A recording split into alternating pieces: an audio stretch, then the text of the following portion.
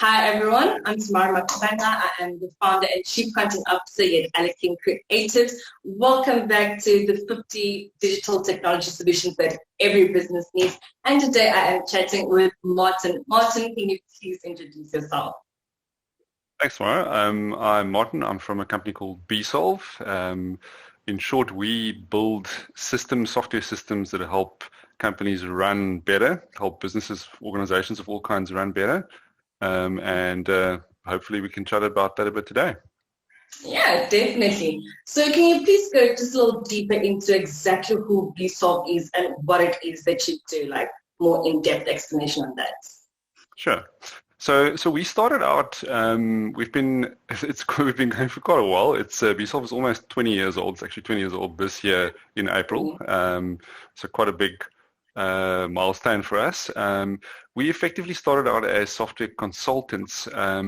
We cut our teeth straight out of varsity in the schools administration software space. So we actually implemented and supported a system which was used to run most of the Western Cape's school administration, so printing of school report cards, all the scoring, all the subject details, all of that. So we started out with that, and then we sort of branched out and started working with Microsoft's collaboration tool sets. There's a tool called Microsoft SharePoint, which most people know as a document sharing platform. And we started building intranets for large corporations or large organizations on that. And we were an intranet house for quite a while. We built some of the largest intranets in the world. Our biggest one was 55,000 users logging onto it every day, using it as a platform to share all sorts of information.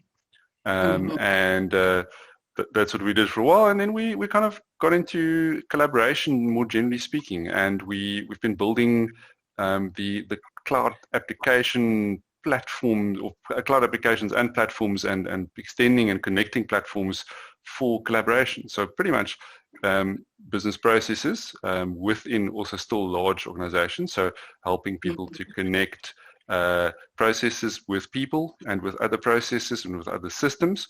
So behind the scenes, we're the guys that write the code that makes a lot of the applications that run in financial services talk to each other. So that's kind of our thing. It's quite a technical thing, but it has a real world impact when someone sits in front of a screen and they hit the button and it automates a process that kicks something off that 100 other people work with. Yeah, that's kind of in a nutshell what we do. No, that's absolutely amazing. And you said that you've been in this space for 20 years, which is absolutely amazing. So I'm sure that like innovation is something that you constantly have to be working on. So what do you believe is your unique selling point? I think a lot of our competitors and people in the space, the same space that we play in, tend to have a lot of clients, a large client base, and they have a very light touch with their clients. We've taken a completely different approach. We don't traditionally work with a large number of clients and only deal with them, see them or speak to them once a month or once every 2 weeks or whatever. We actually only have 5 clients. Our staff count is 15. So we have literally 3 people per client effectively, like that's what it comes down to. So we speak to all our clients literally every single day, and most of them several times a day. And we're very heavily involved in their businesses in terms of understanding the businesses. And a big part of what we then see as our unique selling point there is that we really try and understand our clients' businesses in depth, and we ask a lot of questions. We really are interested, and we get involved as pretty much staff members inside the business. That's what most of our clients see us as. It's a bit of a different approach to a lot of businesses out there, but we find it works really well because we really, when we do work, we know that it's valuable, and we know that it's there adding proper value to the businesses that we do it for.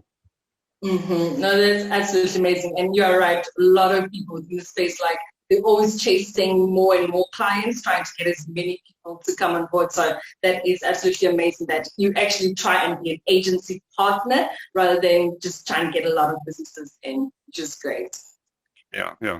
It's interesting because I get approached by a lot of people asking me if they can help us sell, and the answer to that usually is that we don't traditionally sell because we word of mouth is how we work, and we also try to be. It sounds strange to put it that way, but we try to be quite picky with the clients we take on, and we think it's purely to everyone's benefit because when the relationship works for both parties. And everyone is happy with what they're getting, and it's a really good solid foundation, then everyone gets the best out of it. We get to deliver our best work, and the clients get the best value out of us as well, as opposed to buying something from a provider who they number 342 on the call center list of. No, definitely, that's absolutely awesome. So with the clients that you have worked with, what are some of the biggest differences that you've seen in businesses that adopt and integrate software within their business processes when compared to those companies that haven't done so just yet? I think the key thing with processes specifically is that everyone's always focused on automation and efficiency, and I think rightly so, because what we find is that when you automate something that's a menial task, that has been a menial task up until a certain point before you start automating it, it tends to help you not worry about what you're doing and think more about whether you should be doing it at all. And that's the key thing. A lot of people automate processes, but they automate the wrong processes, or they build stuff without really thinking about whether they should be building it. And what we find is it's a sort of a chain reaction. Once you start automating one process, you can step away from, as a business, from having to do that process all the time because it's automated, and then you can really start thinking, wow, should I have done that in the first place? And what more can I do? And it takes you from doing to thinking about what you should be doing to improve your business. And that's quite a big jump if you can save that time and you're able to spend that time on the strategy more than the actual operational execution. I see. So what would you suggest people do when they consider software development and business processes and all that? What's the first thing they should think about? What have you seen a lot of businesses have implemented within their business processes that allows them to, not regret it afterwards, so to speak? I'm going to quote Jeff Bezos, something I saw him say yesterday in a video clip. I'm not sure who it was on LinkedIn. I think I saw someone share it, where he said the most valuable step that you can take when you are applying capital in a startup, or you're spending money to do something and to improve your company, is to identify your biggest risks. So literally look at what your risks are to your business, and then just literally knock down the biggest, baddest risk that you can find. And if you can do that with a process and with software, obviously then that's the kind of game that we're in. As soon as you've taken that risk and that real worry out of the picture, you can then start thinking about the important stuff in the next steps and growing. So I think it's kind of identifying what your biggest problems are and seeing whether you can solve those problems with automation. Maybe you can, maybe you can't. If you can, great, then you can take the next step. If you can't, then I think you need to start looking at whether it's something that should be a problem, and whether maybe you're just making it up as a problem. Maybe it's not really a problem at all. A lot of people have these boogeymen problems that they think are substantial and are a threat to their business. But if you just adjust a couple of things slightly, the problems can completely disappear. So and once again, if you have the time to think about it, and a lot of entrepreneurs who run newer businesses don't, because they're so operationally involved. As soon as you start thinking about, should I be doing this? How do I do it? Then I think you start identifying those things quite accurately. No, I definitely see. So on that problem note, in your opinion, what are some of the biggest challenges that you find African companies, especially startups, face when it comes to things like business processes, cloud-based processes, automation, all of that, software development, and how can we actually resolve or BSolve those challenges? So I think in my opinion, the biggest problem for Africa compared to, and it goes for any, I don't like to refer to developing nations or the third world or the second world, the first world. It's there are a million shades of grey when it comes to economic development in the world. But I think the biggest problem for a lot of countries and companies in those countries that fall outside of the traditional, let's call it the first world software space. So in other words, the providers of the software that they're based in affluent developed countries. The solutions that they offer are very often quite bulky, firstly, and they sold in big chunks. And because it's so hard to grow something very quickly in a developing country, and let's just talk about Africa specifically, because it's so hard the economic base is not there to build things very quickly. You need to be able to buy things in very, very small chunks, and not take a massive bite, and not have to, put 100,000 Rand down up front to be able to have access to a system, or put even 20,000 Rand down up front to have access to a system. If you can buy something for 100 Rand a month, and you can buy it just in those small chunks that you need, and then scale it as you need it, you can grow, and you've got the cash flow to be able to grow. And I think we've seen that with a lot of consumer businesses in retail in Africa, where in Africa things get sold. I always use the example of cigarettes. Like if you go to Europe, you can't buy a single cigarette off the road. It's very difficult to buy one. Where in Africa, most cigarettes are sold as singles. It's not because consumers have they have that micro appetite, and it goes for a lot of products. Lending, micro lending is massive in Africa because people want to borrow 100 Rand, 500 Rand, 1,000 Rand, and not take out 100,000 Rand loan because they just don't have the ability to do that. So I think if with software, and it's quite tricky to do because you have to build a product that 1 million people will use for 100 Rand a month versus buying a product that 100 people will use for 10,000 Rand a month. Don't know if I did the math correctly there, probably not.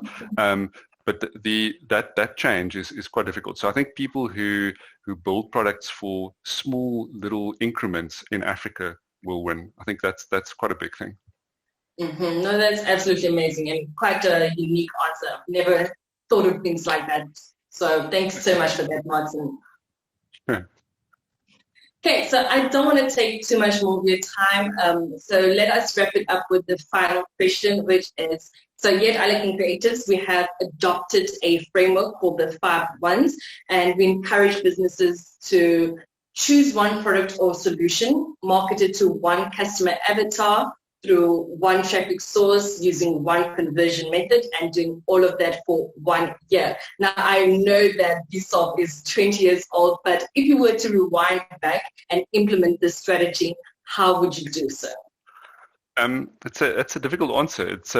I think the conversion methods and the traffic sources are technicalities which I don't have much. I mean, I'm not an expert in that, but in terms of a product and a customer avatar, I think for us, so we have a definite goal this year.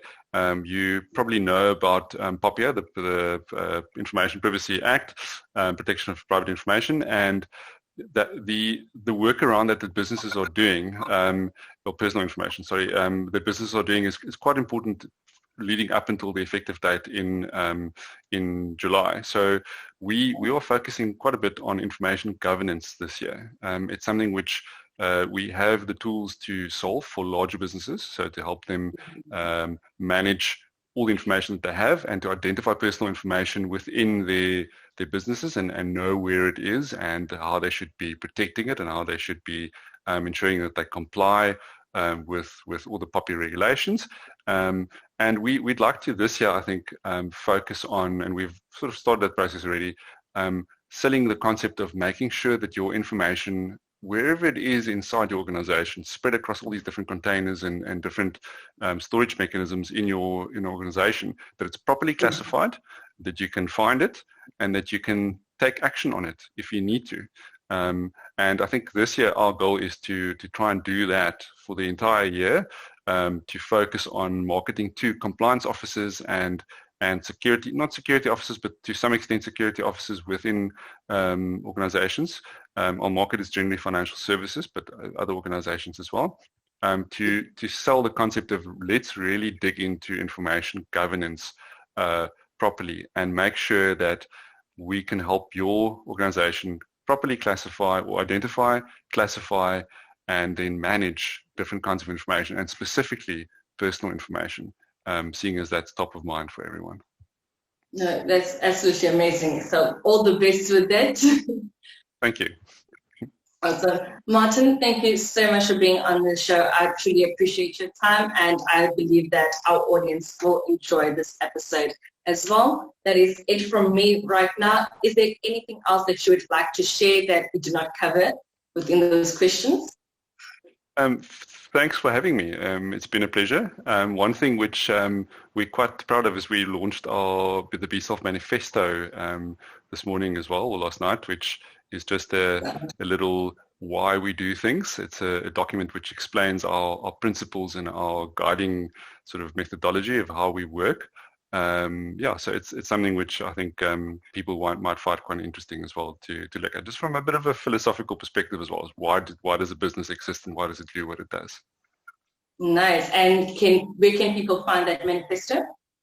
So it's on our LinkedIn profile, on the BSolve LinkedIn profile, and there's a PDF download there as well. Awesome. I'll also be sharing that link. So thank you again, Martin. Have yourself a great day. Thank you. You too. Cheers. Thanks.